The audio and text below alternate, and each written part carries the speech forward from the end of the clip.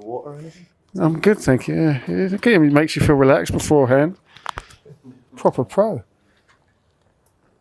Double. We ready to go? No, not quite ready yet. Jack will let you know when you're good to go. 2-5. Jimmy, 1 to 5. 1, 2, 3, 4, 5. Double, it's day 3 of Austria. See a lot of smiling faces. It feels like we've done more than enough in only 3 days. How have you enjoyed it so far? I've really enjoyed it, actually. Beautiful country, first and foremost. Very welcoming to us, which has been great. But more importantly, it's about the togetherness of the boys. Obviously, pre-season means a lot of work on the pitch, physically, but we're starting to get little tactical things in.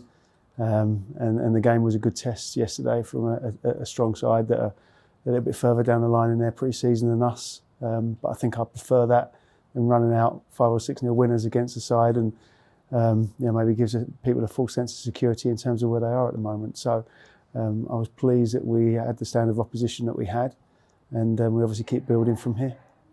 Now, being a coach at QPR is different for you than it would be for 99% of coaches at QPR, because you're a former season ticket holder, you're a fan of QPR. What does it mean to be part of the staff and part of the club that you supported as a kid? It certainly adds more meaning, actually. And the interesting thing for me was, it hit me like a sledgehammer, was a sense of responsibility, more so. So there are people that I know in the crowd that I grew up with, people that before home games have given me a shout from the crowd I haven't seen for maybe 15, 20 years, and they're now season ticket holders with their kids. So it means a lot for me to reconnect with those people.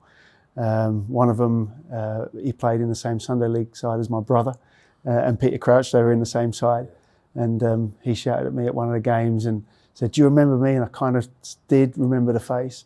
And he said, "I played with your brother." And straight away I went, "Oh, I remember this lad." And I used to stand on the touchline watching my brother play, and talking about QPR with his dad. And last game of the season, his dad was up in the stand, like waving down. And I haven't seen his dad from, got to be 30 odd years.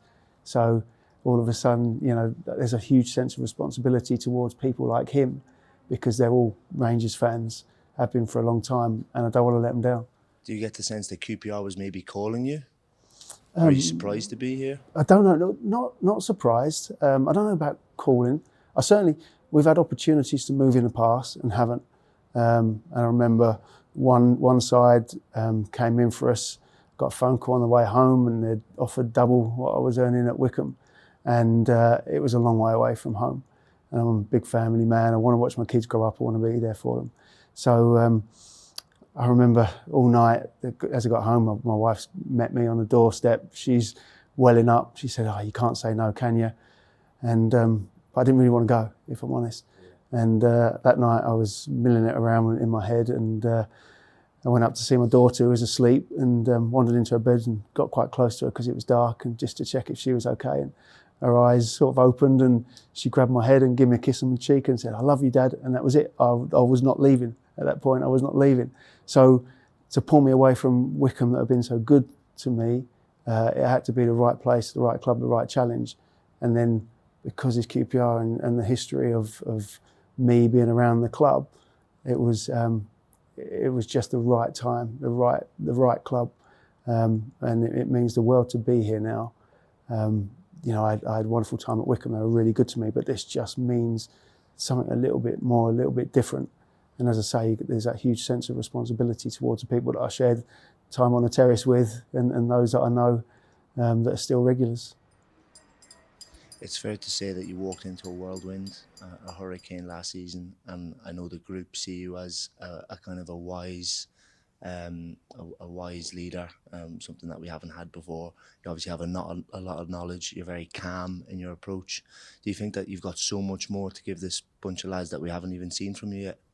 Yeah, and you'll remember a presentation the first week where I said, "This is the destination, this is where we're going." And now you're starting to see it. Obviously, when you come into a side that's struggling and everything's up in the air, you've just got to get that first part of the job done, which is security, stay in the division. Now we're starting to build, and you'll see with the additions of staff, with the additions of players and those that are going to come into the building over the next few weeks as well. Now's a time of building. Now's a fresh approach. So I always had a vision of what I want it to look like. We're still very early in them days, but it's a constant work in progress, and we'll get better and better and better with every week that comes past. I can say from my perspective it feels exciting to be part of something, so thanks very much. Delight to have you, Dobbo. I'm going to hand you over to the professionals now. Cheers, guys.